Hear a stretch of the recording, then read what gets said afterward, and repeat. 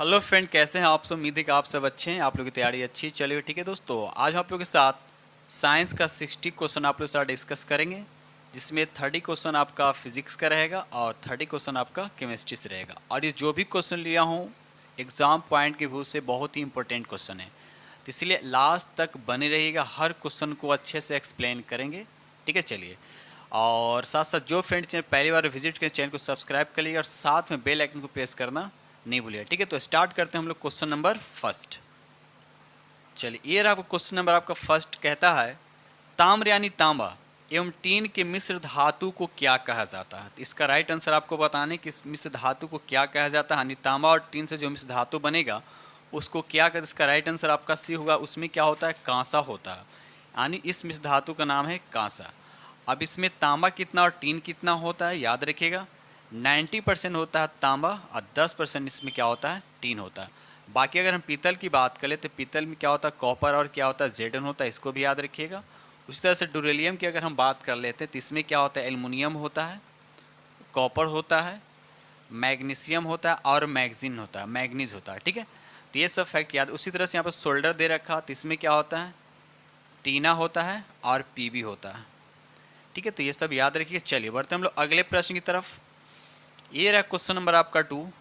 Question number 2 कहता है कौन सा अधातु कमरे के ताप पर द्रव अवस्था में होता है। सबसे पहले वो अधातु होना चाहिए। ठीक है, तो यहाँ पर देखा है तो राइट आंसर आपका क्या हो जाएगा, सी हो है। ब्रोमीन क्या है, अधातु, और एक कमरे के टेम्परेचर पे क्या होता है, ये द्रव अवस्था में होता है। ठीक, उसी तरह से अगर धातु में आपसे पूछता कि धातु में द्रव अवस्था में कौन होता है, तो राइट आंसर आपका क्या बन जाता है, पारा बन जाता। पारा का संकेत क्या होता है, Hg होता है। ठीक है, चलिए बाकी आपका एल्युमिनियम ये भी आपका क्या है, धातु है, और तांबा भी आपको क्या है, धातु है। चलिए आगे बढ़ते हम लोग अगले प्रश्न की तरफ। ये रहा क्वेश्चन नंबर आपका 3। कहता है सीसा और टीन के मिश्र धातु को क्या कहता है। अभी थोड़ा पहले हमने डिस्कस किया, उसको सोल्डर बोलते हैं, यानी सोल्डरिंग होता है। इसको टांगा भी इसको कहा जाता है, इसको क्या होता है, टांका भी कहा जाता है, यानी Sn+Pb होता है। ठीक है, बिल्कुल इजी क्वेश्चन। स्टील की बात करें तो एक लोहाई होता है। स्टील किसे कहते हैं, जिसमें कार्बन की मात्रा 2% से कम होता है, जिसमें कार्बन की मात्रा 2% से कम होता है उसको हम लोग स्टील बोलते हैं। यहाँ पर उपधातु किसको बोलते हैं, जिसमें धातु और अधातु दोनों की क्वालिटी होता है, उसको उपधातु कहते हैं। यहाँ पर देखिए गन मेटल क्या एक मिश्र धातु है। गन मेटल यहाँ पर आपका मिश्र धातु, तो इसमें कौन कौन सा तत्व होते हैं, कॉपर होता है, जिंक होता है, और उसके बाद एसोन होता है, याद रखिएगा। इस तरह से आपका फैक्ट, यहाँ पे एसोन नहीं होगा, यहाँ पर आपका क्रोमियम होना चाहिए। ठीक है ना, क्रोमियम। तो इस तरह से आप याद रखिएगा। चलिए आगे बढ़ते हम लोग अगले प्रश्न की तरफ। ये रहा क्वेश्चन नंबर आपका 4। प्यारा सा क्वेश्चन है, कार्बन का कौन सा अपरूप अधिक कठोर, यानी सबसे अधिक होता है। तो सबसे पहले देखिए कार्बन के यहाँ ग्रेफाइट भी अपरूप होता है, हीरा होता है। तो यहाँ पर आपसे पूछा कि सबसे कठोर पूछा जा रहा है, तो याद है सबसे कठोर कौन सा होता है, हीरा होता है। ऐसे दुनिया में सबसे कठोर पदार्थ हीरा ही होता है, याद रखिएगा। और सबसे पूछा कि धातु में सबसे कठोर कौन होता है, तो प्लेटिनम होता है, जिसका संकेत होता है Pt। ठीक है, ग्रेफाइट की बात करते हैं, ये भी कार्बन का अपरूप होता है, लेकिन ये इलेक्ट्रिसिटी का क्या होता है, गुड कंडक्टर होता है, मतलब इससे इलेक्ट्रिसिटी क्या होता है, पास करता है।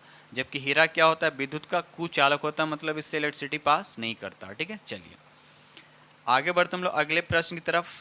क्वेश्चन नंबर यहाँ पर 5 कहता है कॉपर को वायु में जलाने पर कौन सा यौगिक बनता है। सिंपल सा क्वेश्चन दे रखा है, नहीं कॉपर ऑक्साइड बनता है, याद रखिएगा कॉपर ऑक्साइड बनता है। बढ़ते हम लोग अगले प्रश्न की तरफ। ये रहा क्वेश्चन नंबर आपका 6। क्वेश्चन नंबर 6 कहता है सिलिका, जिसको बोलते हैं सिलिकॉन डाइऑक्साइड बोला जाता है, सिलिकॉन डाइऑक्साइड बोला जाता है। पूछ रहा है कि ये क्या है, तो उपधातु है नहीं, धातु है नहीं, अधातु है नहीं। इसका राइट आंसर क्या हो जाएगा, डी हुआ। मतलब है ये क्या थी, कंपाउंड है, यानी यौगिक इसको बोलते हैं। क्या बोलते हैं, यौगिक। यौगिक किसको कहते हैं, दो या दो से अधिक पदार्थों को एक निश्चित अनुपात में मिलाकर बनाया जाता है, उसको हम लोग क्या बोलते हैं, यौगिक बोलते हैं। उसको हम क्या बोलते हैं, उसको हम यौगिक बोलते हैं। याद है, जैसे वाटर हो गया आपका यौगिक हो गया, सोडियम ऑक्साइड हो गया आपका यौगिक हो गया, कैल्शियम कार्बोनेट हो गया आपका यौगिक हो गया। ठीक है, चलिए आगे बढ़ते हम लोग अगले प्रश्न की तरफ। चलिए रहा क्वेश्चन नंबर आपका 7 कहता है धातुओं को पीट कर पत्थर यानी पतला शीट बनाया जाता है, बनाना आसान होता है। यह धातु के किस गुण को बताता है। देखिए धातु को पीट कर शीट में बनाने का मतलब होता है उसमें आघातवर्ता यानी मेबिलिटी का गुण, क्वालिटीज उसमें होता है। ठीक है ना, तो जिस धातु में मोबिलिटी का गुण होगा उसी को हम पीट पीट कर किस फॉर्म में कन्वर्ट कर सकते हैं, सीट के फॉर्म में कन्वर्ट कर सकते हैं। और एक होता है तन्यता। तन्यता का मतलब होता है कि तार की तरह पतले बनाना। जैसे सबसे तन्यता और आघातवर्ता पूछेगा आपका तो राइट आंसर बनाइएगा, बोलिएगा आप कि गोल्ड जो है सबसे आघातवर्ध और सबसे तन्य धातु कौन है, तो गोल्ड याद रखिएगा, ठीक है। क्योंकि इससे पतले पतले सीट की तरह भी बनाया जाता है, इसलिए इसको ज्वेलरी के रूप में यूज़ किया जाता है, और पतले पतले तार के रूप में भी इसका यूज़ किया जाता है। इसलिए आपका सबसे आघातवर्ध पूछेगा कि धातु कौन है या तन्य धातु कौन सा पूछेगा तो राइट आंसर आपका क्या हो जाएगा, तो गोल्ड ही होगा, ठीक है। यहाँ पर गोल्ड का सिंबल दिखा रखा हूँ, ठीक है। चलिए आगे बढ़ते हैं हम लोग अगले प्रश्न की तरफ। ये रहा क्वेश्चन नंबर आपका 8, कहता है अगर किसी मिश्र धातु में एक धातु पारद, पारद का मतलब यहाँ पारा की बात किया जा रहा है, ठीक है। तो इसे कहते हैं, तो इसे क्या कहते हैं, इसका राइट आंसर आपका सी हो जाए, उसे अमलगम कहते हैं, ठीक है ना। जिस मिश्र धातु में एक धातु क्या होना चाहिए, आपका पारा होना चाहिए, उसको हम लोग बोलते हैं अमलगम बोलते हैं, ठीक है। चलिए आगे बढ़ते हम लोग अगले प्रश्न की तरफ। ये रहा क्वेश्चन नंबर आपका 9, कहता है लोहे पर भाप की अभिक्रिया से कौन सा गैस उत्पन्न होता है। देखिए लोहा है, लोहा जनरली पानी से रिएक्ट नहीं करता, भाप से, ठीक है ना। तो भाप से जब रिएक्ट करेगा तो अब देखिए कि वाटर में क्या होता है, यहाँ पर हो गया आयरन, तो यह स्टीम होगा, तो यहाँ से कौन से गैस निकलेंगे आपको, तो यहाँ पर हाइड्रोजन गैस आपको उत्पन्न होगा, तो राइट आंसर आपका क्या हो जाएगा, यहाँ पर ए बन जाएगा, ठीक है। चलिए आगे बढ़ते हम लोग अगले प्रश्न की तरफ। ये रहा अगला क्वेश्चन, क्वेश्चन नंबर यहाँ पर 10, कहता है निम्न में कौन सा गुण कार्बनिक यौगिकों में प्रायः नहीं होता। इसमें पूछा जा रहा है कि कौन सा ऐसा गुण जो कार्बनिक यौगिकों में नहीं होता, तो इसका राइट आंसर आपका क्या हो जाएगा, फर्स्ट हो जाएगा, ये जल में विलयता होता नहीं है, जल में क्या होता है, अविलय होते हैं, याद रखिएगा। चलिए बढ़ते हम लोग अगले प्रश्न की तरफ। ये रहा क्वेश्चन नंबर आपका 11, कहता है निम्न में कौन विद्युत का सुचालक, सुचालक किसको बोलते हैं, जिससे क्या होता है, इलेक्ट्रिसिटी क्या होता है, पास करता होता। आपसे पूछा जा रहा है कि इसमें कौन जो है विद्युत का, इलेक्ट्रिसिटी का आपका सुचालक है, तो राइट आंसर आपका क्या हो जाएगा, यहाँ पे ग्रेफाइट हो जाएगा।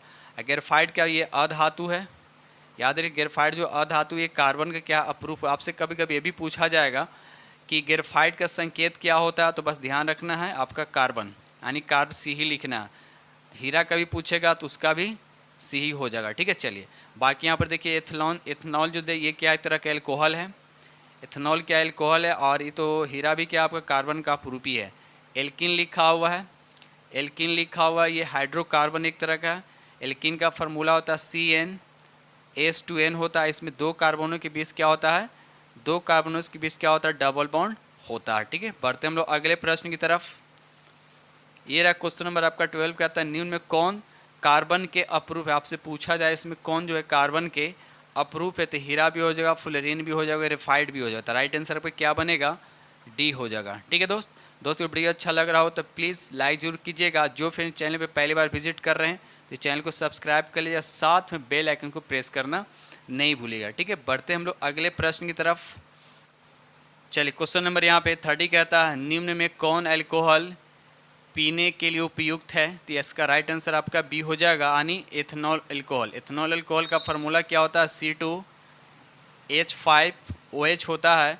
अगर मेथनॉल को पूछा जाए तो CH3 हो जाएगा, OH हो जाएगा। देखिए OH सब मिलेगा, इसका मतलब ये हुआ कि जो अल्कोहल होता है उसका अभिक्रियाशील समूह क्या होता है, OH भी याद रखिएगा, यानी अल्कोहल का अभिक्रियाशील समूह क्या होता है, OH होता है। अगर हेक्सनॉल की बात करें तो C6 हो जाएगा, S13 हो जाएगा यहाँ पर, और उसके बाद OH हो जाएंगे। प्रोपेनॉल की बात करें तो C3 हो जाएगा, H7 हो जाएगा और OH हो जाएगा, ठीक है। तो जितने भी अल्कोहल होगा सब में अभिक्रियाशील समूह क्या होगा, आपका OH होगा। बढ़ते हम लोग अगले प्रश्न की तरफ। ये रहा क्वेश्चन नंबर आपका 14, कहता है कार्बन क्या है, तो कार्बन एक सिंपल सा आंसर हो, ये आपका राइट आंसर आपका ए हो जाएगी कि आपका अधातु है, ठीक है। चलिए ये रहा अगला प्रश्न, क्वेश्चन नंबर यहाँ पर 15, कहता है क्लोरोफॉर्म का क्वथनांक पूछा, यानी बॉइलिंग पॉइंट पूछा है कि इसका बॉइलिंग पॉइंट कितना होता है, तो इसका राइट आंसर आपका बी हो जाएगा, यानी 334 केल्विन हो जाएगा। और इसको अगर सेल्सियस में कन्वर्ट करेंगे तो सेल्सियस में कन्वर्ट कैसे किया जाता है, बस केल्विन में दे रखा है, इसमें 273 क्या करेंगे हम माइनस करेंगे, तो माइनस करें तो कितना आएगा 61 डिग्री सेल्सियस, ये हो जाएगा आपका ये सेल्सियस में। कमेंट्स में और बताइए कि इसका फ़ारेनहाइट में कितना होगा, ठीक है। बढ़ते हम लोग अगले प्रश्न की तरफ। क्वेश्चन नंबर यहाँ पर 16 कहता है साबुन द्वारा सफाई का काम अच्छी तरह होता है तो किस जल में, तो याद रखिए मृदु जल में। अब मृदु जल किसको बोलते हैं, मृदु जल किसको बोलते हैं, जैसे साबुन के साथ अच्छे से क्या हो, सफाई हो, उसको बोलते हैं मृदु जल। और कठोर जल किसको बोलते हैं, जो साबुन के साथ झाग या कपड़े साफ नहीं हो तो उसको हम लोग क्या बोलते हैं, कठोर जल बोलते हैं, याद रखिएगा। आगे बढ़ते हम लोग अगले प्रश्न की तरफ।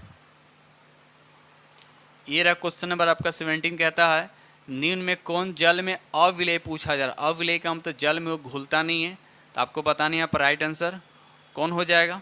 तो यहाँ पर देखा है तो एथाइन जो है, एथाइन जो है आपका एक गैस है जो जल में क्या होता है, अविलेय होता है। इसको बोलते हैं कॉमन नेम एसिटिलीन भी कहा जाता है। इसका फार्मूला होता है C2H2, ठीक है। और ये किस ग्रुप में आता है, तो ये एल्काइन ग्रुप में आता है।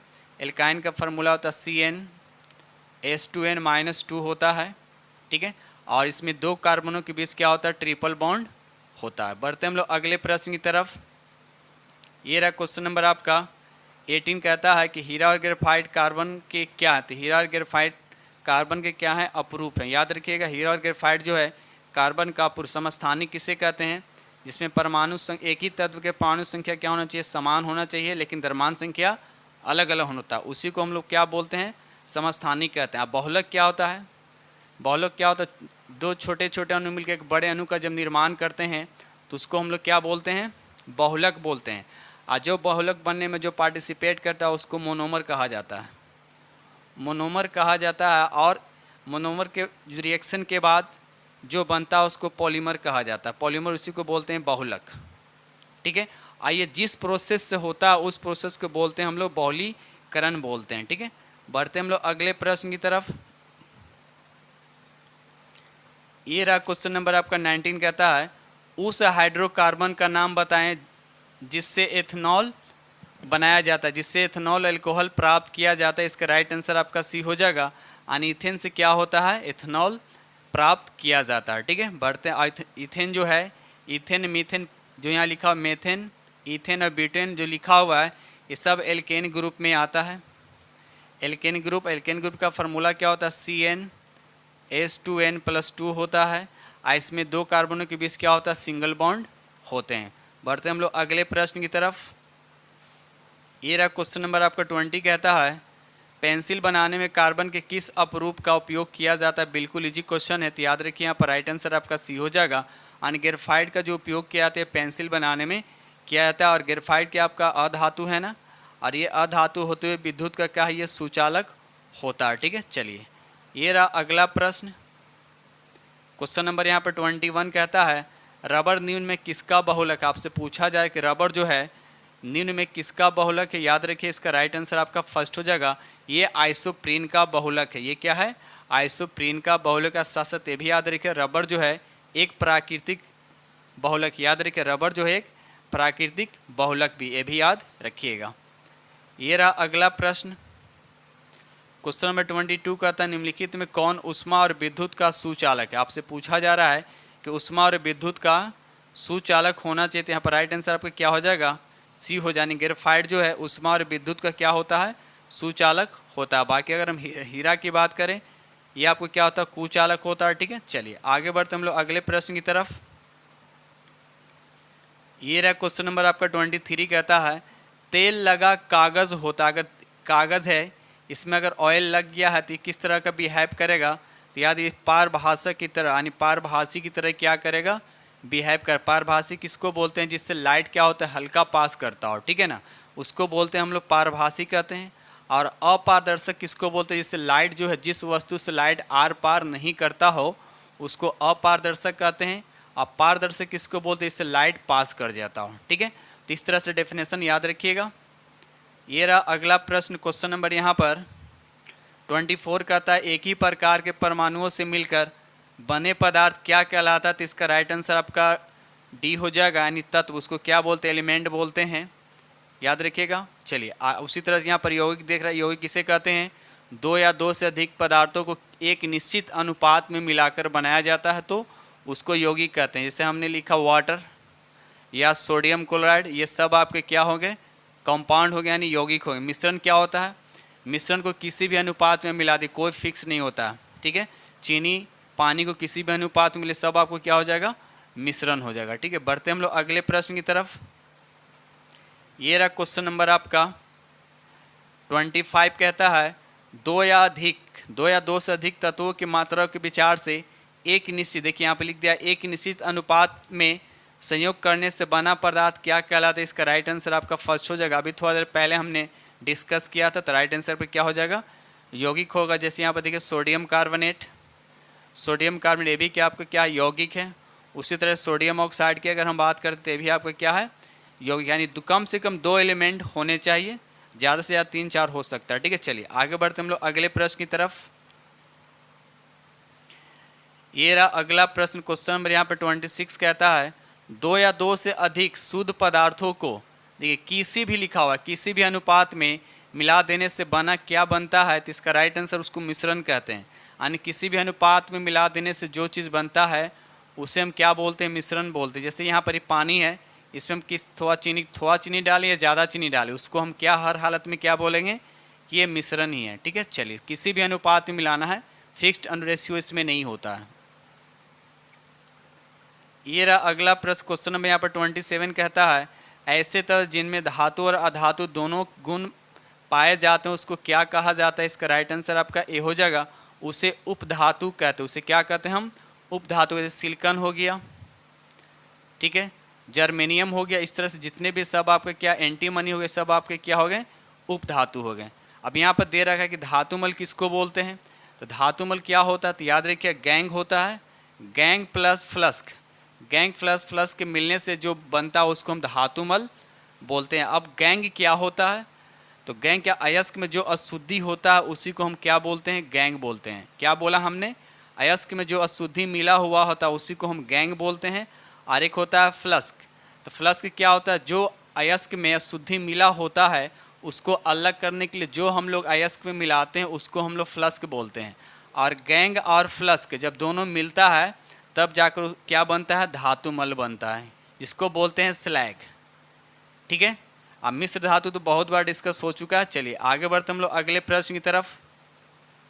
ये रहा क्वेश्चन नंबर आपका 28, कहता है निम्नलिखित में कौन धातु होते हुए विद्युत का कुचालक, धातु तो है लेकिन विद्युत का क्या होता है, वह कुचालक हो। इसका राइट आंसर आपका फर्स्ट हो जाएगा, लेड। लेड का संकेत क्या होता है, पीबी होता है, याद रखिएगा। चलिए धातु होते हुए विद्युत का क्या आपका कुचालक है। बाकी यहाँ पर टीन होना चाहिए, टीन, तो टीन हो गया, कॉपर हो गया, निकल, सब आपका धातु है लेकिन विद्युत का ये तीनों सुचालक है। ये रहा अगला प्रश्न, क्वेश्चन नंबर 29, कहता है निम्नलिखित में से किस अधातु में धात्विक चमक पाई जाती है। देखिए अधातु है लेकिन उसमें धातु जैसा चमक पाई जाती है। तो राइट आंसर आपका आयोडीन भी हो जाएगा, ग्रेफाइट भी हो जाएगा। तो उपयुक्त में से राइट आंसर पे क्या बनेगा, सी हो जाएगा। ये रहा अगला प्रश्न, क्वेश्चन नंबर यहाँ पे 30, कहता है निम्नलिखित में कौन एक यौगिक, पूछा आपसे कि इस 4 ऑप्शन दे रखा है, इसमें आपको बताने यौगिक कौन, तो अमोनिया। अमोनिया का फार्मूला क्या होता है, NH3 होता है। तो इसमें 2 एलिमेंट है, तो ये क्या हो गया आपका यौगिक हो गया। ओजोन का फार्मूला O3 होता है। और वायु क्या है, वायु मिश्रण होता है, क्योंकि इसमें बहुत सारे गैस मिले हुए और डस्ट भी मिले हुए, इसीलिए आपका ये क्या हो गया, आपका मिश्रण हो गया। पारा के आपका तत्व है, तत्व यानी ये धातु है, और पारा जो है द्रव अवस्था में पाया जाता है। ये रहा अगला हाँ, अब यहाँ से आपका फिजिक्स से स्टार्ट हो रहा है। 30 हमने केमिस्ट्री डिस्कस कर लिया, और यहाँ से केमिस्ट्री, यहाँ से अब आपका फिजिक्स स्टार्ट हो रहा है। ठीक है, चलिए क्वेश्चन नंबर 31 कहता है कार्य का मात्रक।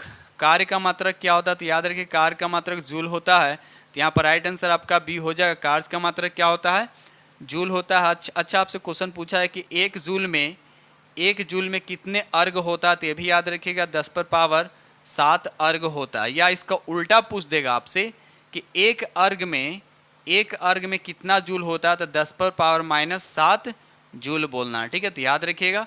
तो यहाँ पर राइट आंसर आपका बी हो जाएगा। अब यहाँ पर वाट दे रखा है, वाट क्या होता है, ये पावर का यूनिट होता है। उसी तरह से न्यूटन जो होता है ये फोर्स का यूनिट होता है, यानी बल का मात्रक होता है, या बोल सकते हैं वेट का भी मात्रक होता है। एम्पियर क्या होता है, एम्पियर जो होता है ये करंट का मात्रक होता है, इलेक्ट्रिक करंट का मात्रक होता है। बढ़ते हम लोग अगले प्रश्न की तरफ। दोस्तों वीडियो अच्छा लग रहा होगा तो प्लीज़ लाइक ज़रूर कीजिएगा, और जो फ्रेंड चैनल पे पहली बार विजिट करते चैनल को सब्सक्राइब कर लीजिए, और साथ में बेल आइकन को प्रेस करना नहीं भूलिए यार, जो भी हम क्वेश्चन डिस्कस कर रहा हूँ वो बहुत ही इंपॉर्टेंट है, वो सब एनसीईआरटी या एससीईआरटी से लिया हुआ क्वेश्चन है। ठीक है, चलिए तो ये रहा क्वेश्चन नंबर आपके 32 कहता है प्रकाश वर्ष इकाई है, मतलब प्रकाश वर्ष जो है ये किसका यूनिट है, ये आपसे पूछा जा रहा है। तो इसका राइट आंसर आपका सी हो जाएगा, ये दूरी का मात्रक है। और साथ साथ ये भी याद है कि वन प्रकाश में कितना मीटर होता है, 9.46 गुने 10 पर पावर क्या होता है 15 मीटर होता है। अगर वही आपसे पूछा है कि 1 पारसेक में कितना प्रकाश वर्ष होता है, तो 3.26 प्रकाश वर्ष होता है, या मीटर में पूछेगा तो 3.08 इंटू 10⁻16 मीटर होता है। तो ये सब चीज़ें आप याद रखिए। बाकी समय का मात्रक सेकेंड होता है, द्रव्यमान का मात्रक क्या होता है किलोग्राम होता है। ठीक है, चलिए आगे बढ़ते हम लोग अगले प्रश्न की तरफ। क्वेश्चन नंबर यहाँ पे 33 कहता है पारसेक इकाई है, पारसेक इकाई नहीं पारसेक यूनिट है, किसका है, तो ये भी याद रखिएगा आपका डी हो जानी है, दूरी का मात्रक होता है। अभी हमने बोला कि 1 पारसेक में कितना प्रकाश वर्ष होता है, तो 3.26 प्रकाश वर्ष होता है। अगर मीटर में पूछेगा तो 3.08 इंटू 10⁻16 मीटर होता है। ठीक है, चलिए बढ़ते हम लोग अगले प्रश्न की तरफ। ये रहा क्वेश्चन नंबर आपका 34 कहता है निम्नलिखित में समय का कौन सा मात्रक नहीं पूछा जा रहा है, इसमें कौन जो है जो समय का मात्रक नहीं है, तो यहाँ पर राइट आंसर आपका फर्स्ट हो जाएगा, प्रकाश वर्ष जो है ये दूरी का मात्रक होता है। ठीक है, बिल्कुल इजी क्वेश्चन है। दोस्त वीडियो अच्छा हो तो प्लीज़ लाइक जरूर कीजिएगा, इस सेशन को लाइक करते चलिएगा, और जो फ्रेंड चैनल पहली बार विजिट करने चैनल को सब्सक्राइब कर लीजिएगा। ठीक है, चलिए ये रहा अगला प्रश्न। क्वेश्चन नंबर यहाँ पे 35 कहता है दाब का मात्रक, यानी दाब का यूनिट आपसे पूछा है, यानी प्रेशर का यूनिट पूछा है कि प्रेशर का यूनिट क्या होता है, तो यहाँ पर राइट आंसर आपका डी हो जाएगा, यानी पास्कल होता है, या कहीं कि आपको दे देगा न्यूटन पर मीटर स्क्वायर, तो भी हो जाएगा आपका क्या दाब का मात्रक हो। बाकी यहाँ पर डाइन दे रखा है, डाइन जो हो गया बल का मात्रक, बल का सीजीएस मात्रक बोल सकते हैं, और 1 न्यूटन में 10⁵ डाइन होता है, ये भी याद रखिएगा। जूल जो होता है ये वर्क यानी कार्य का मात्रक होता है, और वाट जो होता है ये पावर का मात्रक होता है। ठीक है, बढ़ते हम लोग अगले प्रश्न की तरफ। ये रहा क्वेश्चन नंबर आपका 36 कहता है ज्योति तीव्रता का मात्रक आपसे पूछा जा रहा है कि ज्योति तीव्रता जो होता है उसका मात्रक क्या होता है। इसका राइट आंसर आपका बी हो जाए, याद रखिए कैंडला होता है, ये मिस्टेक हो गया यहाँ टाइप करने में। हाँ, न्यूटन किसका मात्रक होता है, यहाँ ये बल का होता है। तो आपसे पूछा है कि ज्योति तीव्रता का मात्रक क्या होता है, तो राइट आंसर आपका बी हो जाएगा। ये रहा क्वेश्चन नंबर आपका 37 कहता है जल में तैरना न्यूटन की गति के किस नियम के कारण संभव है, तो याद रहे इसका राइट आंसर आपका 3 ही ऑप्शन दे रखा है यहाँ पर। अच्छा कोई बात नहीं, यहाँ पर सही आंसर मिल चुका है। तो जल में तैरना न्यूटन गति के किस नियम के कारण संभव है, तो राइट आंसर याद रखिएगा तृतीय नियम, न्यूटन के गति का थर्ड नियम के अनुसार, याद रखिएगा। चलिए इसमें क्या होता है एक्शन और रिएक्शन होता है, इसी के अकॉर्डिंग क्या होता है जल में तैरना संभव है। आगे बढ़ते हम लोग अगले प्रश्न की तरफ। अच्छा नीचे टाइप हो गया था ना, चलिए ये रहा क्वेश्चन नंबर आपका 38 कहता है खाद्य ऊर्जा को हम किस इकाई में मापते हैं, खाद्य ऊर्जा को हम किस इकाई में नापते हैं, तो इसका राइट आंसर आपका बी हो जाए, यानी कैलोरी में, याद है कैलोरी में मापते हैं। साथ साथ ये भी याद रखिएगा 1 कैलोरी में कितने जूल होता है, तो 4.186 जूल होता है। ठीक है, चलिए ये रहा अगला प्रश्न। क्वेश्चन नंबर यहाँ पर 39 कहता है विद्युत मात्रा की इकाई, विद्युत मात्रा की मात्रा ने विद्युत करंट होना, यानी विद्युत मात्रा लिखा है यहाँ पे, विद्युत धारा होना चाहिए। ठीक है ना, विद्युत धारा का मात्रा क्या होता है, यानी इकाई क्या होता है, तो इसका राइट आंसर आपका सी हो, यहाँ पे धारा होना चाहिए, विद्युत धारा। ठीक है ना, याद रखिए विद्युत यहाँ पे धारा है, यानी विद्युत इलेक्ट्रिक करंट का मात्रक क्या होता है, तो एम्पियर होता है। ओम किसका मात्रक, ये प्रतिरोध का मात्रक होता है। उसी तरह से वोल्ट जो होता है ये विभवांतर का मात्रक होता है, विभवांतर जो होता है विभवांतर का मात्रक होता है। वाट किसका होता है, ये पावर का होता है, यानी शक्ति का मात्रक होता है, याद रखिएगा। शक्ति को पावर भी इंग्लिश में कहा जाता है। ठीक है, चलिए ये रहा अगला प्रश्न। क्वेश्चन नंबर यहाँ पर 40 कहता है SI पद्धति में लेंस की शक्ति का इकाई बताना है।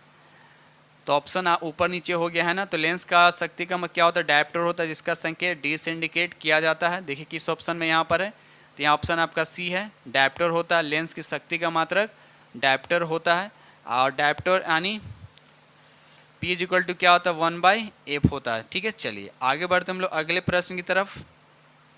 ये रहा क्वेश्चन नंबर आपका 41, कहता है एम्पियर क्या नापने की इकाई है। एम्पियर से क्या मेजर किया था, क्वेश्चन को बस उलट दिया गया है। तो यहाँ पर राइट आंसर आपका ए हो जानी करंट। इससे करंट मेजरमेंट किया जाता है।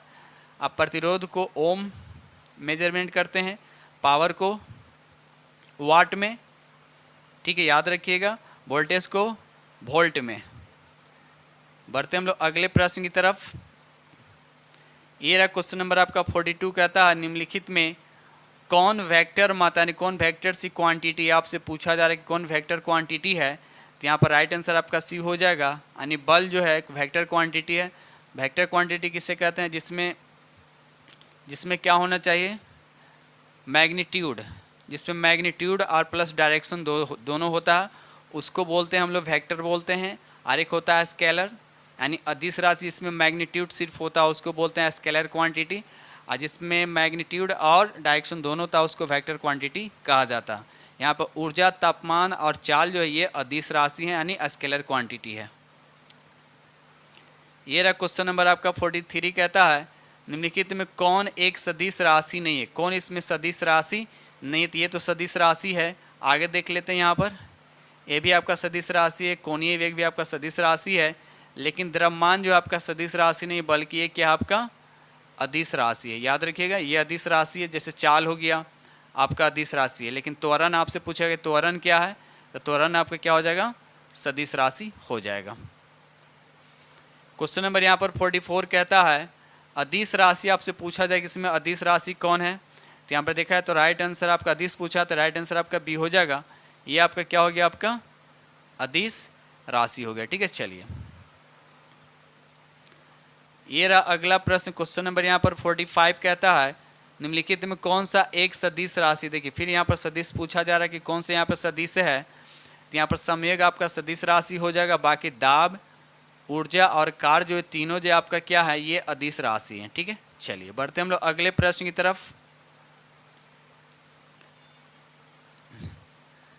ये रहा क्वेश्चन नंबर आपका 46, कहता है पदार्थ के संवेग और वेग के अनुपात से कौन सी भौतिक राशि प्राप्त होता है। देखिए संवेग क्या होता है, mv होता है ना, यानी p इज इक्वल टू ये होता है। p को अगर हम संवेग मानते तो ये होता है। तो आपसे पूछा जा रहा है क्या कि संवेग और वेग के अनुपात यानी p और v का अनुपात क्या होता है। तो देख लीजिए क्या आया, m क्या होता है, द्रव्यमान होता है। m क्या होता है, द्रव्यमान होता है। तो इसलिए हम बोलेंगे संवेग और वेग के अनुपात को हम क्या बोलेंगे, द्रव्यमान बोलेंगे। तो देखिए किस ऑप्शन में द्रव्यमान है, तो यहाँ पर आपको दिख रहा है, थोड़ा सा ऊपर हल्का सा करूँ, यहाँ पर देखिए बी ऑप्शन में यहाँ दे रखा आपका द्रव्यमान दे रखा। ठीक है, चलिए ये रहा क्वेश्चन नंबर आपका 4, कहता है यहाँ पे क्वेश्चन नंबर यहाँ पे 4, कहता है रॉकेट किस सिद्धांत पर कार्य करता है। रॉकेट किस सिद्धांत पे कार्य करता है, इसका राइट आंसर आपका सी हो जाएगा, संवेग संरक्षण के सिद्धांत पे ये कार्य करता है। अब रहा सवाल कि संवेग संरक्षण होता क्या है, तो याद रखिएगा ये होता क्या है, जैसे दो वस्तु टकरा रहे हैं तो टक्कर से पहले और टक्कर के बाद, दो वस्तु टकरा रहे हैं तो टक्कर से पहले और टक्कर के बाद का संवेग क्या होता है, संरक्षण होता है। यानी ऐसे बोल सकते हैं कि टक्कर के पहले और टक्कर के बाद का संवेग क्या होते हैं, बराबर होते हैं। ठीक है, तो ये हो गया आपका संवेग संरक्षण के। ठीक है, और इसी संवेग संरक्षण पे क्या होता है, रॉकेट क्या होता है, कार्य करता है। अब यहाँ रहा ऊर्जा संरक्षण क्या होता है, तो ऊर्जा संरक्षण का मतलब होता है कि ऊर्जा एक रूप से दूसरे रूप में क्या होता है, चेंज होता है। मतलब ये हुआ कि ऊर्जा को नहीं तो बनाया जा सकता है, नहीं इसको नष्ट किया जा सकता, बल्कि ये एक रूप से दूसरे रूप में क्या होता है, ट्रांसफर होता है, यानी चेंज होता रहता है।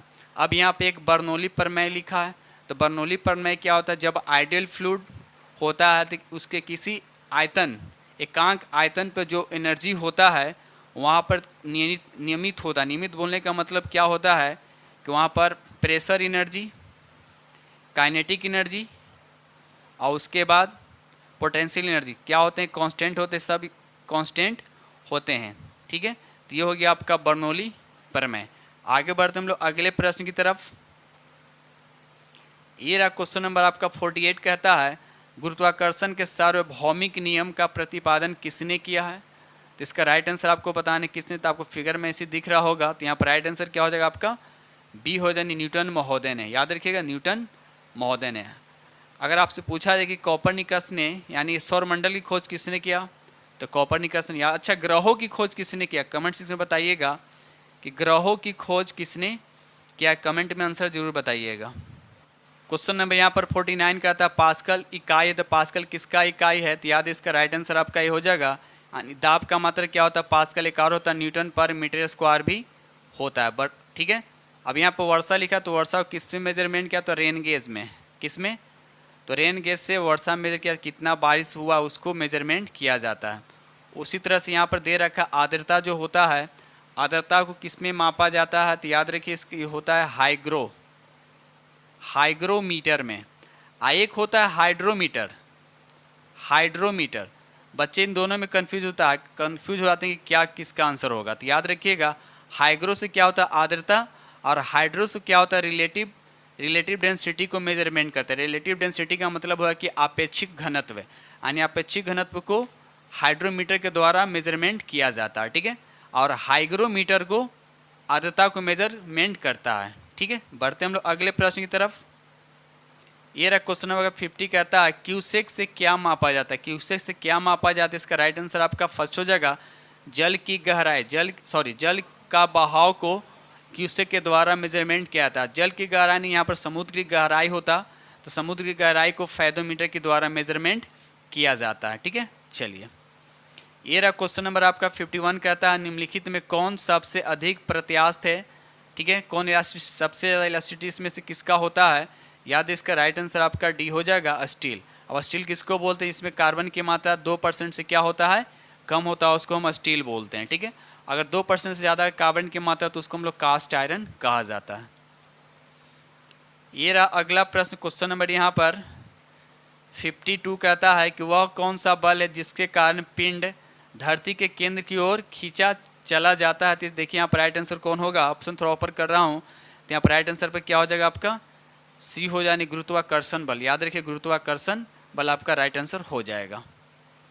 ये रहा अगला प्रश्न क्वेश्चन नंबर यहाँ पे 53, कहता है क्वेश्चन नंबर 53 कहता है यहाँ पर पृथ्वी के गुरुत्वाकर्षण का कितना भाग चंद्रमा के गुरुत्वाकर्षण के सबसे नज़दीक है। तब देखिए यानी सिंपल से ये पूछ रहा है कि चंद्रमा पर गुरुत्वाकर्षण बल कितना होता है, तो पृथ्वी का 1/6 होता है। तो यहाँ पर राइट आंसर आपका सी हो जाए। कैसे देखिए, मान लीजिए कि अर्थ पे आपका 60 न्यूटन है आपका वेट है, तो चंद्रमा पे कितना हो जाएगा, 6 से भाग कर दिए, चंद्रमा पे कितना हो जाएगा आपका 10 न्यूटन हो जाएगा। ठीक है, चलिए ये रहा अगला प्रश्न क्वेश्चन नंबर यहाँ पर 54, कहता है कि आर्किमिडीज का नियम निम्नलिखित में से किससे संबंधित है। बिल्कुल इजी क्वेश्चन, इसका राइट आंसर आपका सी हो जाएगा।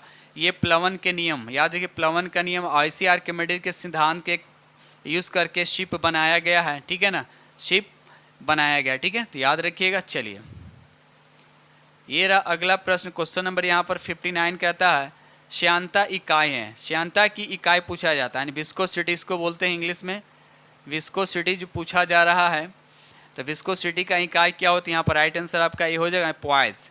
पॉइस जो है श्यानता का इकाई, इसके अलावा और भी होता है, मीटर पर सेकेंड होता है, मीटर स्क्वायर पर सेकेंड होता है, या बोल सकते हैं न्यूटन सेकेंड पर मीटर स्क्वायर भी होता है, या इसी को ऐसा लिखा जाता है पास्कल सेकेंड भी लिखा जाता है, पास्कल सेकेंड भी लिखा जाता है। ठीक है, चलिए ये रहा अगला प्रश्न क्वेश्चन नंबर यहाँ पर 56, कहता है दूध से क्रीम निकालने में कौन सा बल लगता है, किस बल का प्रयोग किया जाता है जब दूध से क्रीम को निकाला जाता है। इसका राइट आंसर आपका सी हो जाए। अब केंद्रीय बल, अब केंद्रीय बल यहाँ पर अब केंद्रीय बल लिखा, दोनों में क्या फ़र्क है। देखिए सेंटर की ओर जो बल लगता है, सेंटर की तरफ जो बल लगता है इसको बोलते हैं अभी केंद्रीय बल बोलते हैं, और जो सेंटर से बाहर की तरफ लगता है, सेंटर से अगर हम बाहर की तरफ इसको कर दूं, बाहर की तरफ, ठीक है ना, तो बाहर की तरफ करूं तो बाहर की तरफ जो बल लगता है वो अपकेंद्रीय बल होता है। ठीक है, तो इस तरह से याद रखिएगा। चलिए बढ़ते हम लोग अगले प्रश्न की तरफ। ये रहा क्वेश्चन नंबर आपका 56, कहता है चाबी भरी घड़ी, यानी घड़ी में जब हम चाबी देते हैं तो कौन सी ऊर्जा होती है उसमें, जब हम चाबी देते हैं उसमें कौन सी ऊर्जा होती है, तो राइट आंसर आपका फर्स्ट हो जाएगा स्थितिज ऊर्जा, इसको पोटेंशियल एनर्जी भी कहा जाता है। ठीक है, और पोटेंशियल एनर्जी की फार्मूला क्या होता है, mgh होता है। क्या होता है, mgh। पोटेंशियल एनर्जी हाइट पे डिपेंड करता है, यानी जैसे जैसे हम हाइट बढ़ाते जाएंगे वैसे वैसे उसकी पोटेंशियल एनर्जी क्या हो जाएगा, आपका बढ़ता जाएगा। उसी तरह से यहाँ पर गतिज ऊर्जा लिखा, गतिज ऊर्जा का फार्मूला क्या होता है, इसको काइनेटिक एनर्जी भी कहा जाता है। 1/2 mv², 1/2 mv² होता है। ठीक है, चलिए ये रहा क्वेश्चन नंबर आपका 59। कहता है सूर्य की ऊर्जा उत्पन्न होती है, सूर्य की ऊर्जा उत्पन्न होती है तो आपको बताना है किसके द्वारा, इसमें कौन सा रिएक्शन होता है, सूर्य में कौन सा रिएक्शन होता है। तो याद रखिए यहाँ पर ऑप्शन आपका डी हो जाएगा। नाभिकीय संलयन अभिक्रिया क्या होता है, सन के अंदर होता है। सन में क्या बर्न होता है, तो याद रखिए सन में जो है हाइड्रोजन क्या होता है, बर्न होता है। किस में कन्वर्ट होता था, हीलियम में। याद रखिएगा, तो हाइड्रोजन क्या होता है, ये सन का ईंधन है, जो हाइड्रोजन क्या होता है वहाँ पर बर्न होता रहता है। ठीक है, चलिए ये रहा अगला प्रश्न, क्वेश्चन नंबर 59। कहता है वायुमंडलों में बादलों के तैरने का कारण क्या है, तो इसका राइट आंसर आपका बी हो जाएगा, घनत्व, जिसको डेंसिटी भी कहा जाता है। डेंसिटी के कारण क्या आता है, वायुमंडलों में बादलों के तैरने का कारण है। अब रहा सवाल कि बादल जो है हवा से क्या होता है, हल्का होता है, इसीलिए क्या होता है, ऊपर तैरता रहता है। ठीक है, चलिए बढ़ते हम लोग अगले प्रश्न की तरफ। ये रहा आज का लास्ट क्वेश्चन, क्वेश्चन नंबर 60। कहता है वस्तु की मात्रा बदलने पर क्या अपरिवर्तित रहता है। इसका आंसर आप कमेंट में बताइएगा, इसका आंसर आप लोग कमेंट में बताइएगा कि वस्तु की मात्रा बदलने पर क्या अपरिवर्तित रहता है। इसका आंसर कमेंट सेक्शन में ज़रूर बताइए। ठीक है, तो इस तरह से हमने आप लोग के साथ 60 MCQ डिस्कस किया हूँ, जिसमें फिजिक्स से आपका 30 और केमिस्ट्री से 30। ठीक है, तो कमेंट सेक्शन से बताइए कि कैसा लगा। ठीक है, तो इसी के साथ हम वीडियो करते हैं समाप्त और मिलते हैं आप लोग से नेक्स्ट वीडियो में। तब तक के लिए थैंक यू वेरी मच।